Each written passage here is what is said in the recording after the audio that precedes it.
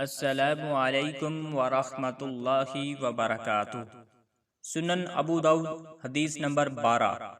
حضرت عبداللہ بن عمر رضی اللہ تعالی عنہما بیان کرتے ہیں، میں ایک بار گھر کی چھت پر چڑھا تو دیکھا کہ رسول اللہ صلی اللہ علیہ وآلہ وسلم قضائے حاجت کے لیے 2 اینٹوں پر بیٹھے ہیں اور آپ کا منہ بیت المقدس کی جانب ہے۔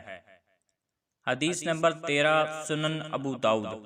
حضرت جابر بن عبداللہ رضی اللہ تعالی عنہما بیان کرتے ہیں، نبی صلی اللہ علیہ وآلہ وسلم نے منع فرمایا کہ ہم پیشاب کے لیے قبلے کی طرف منہ کریں۔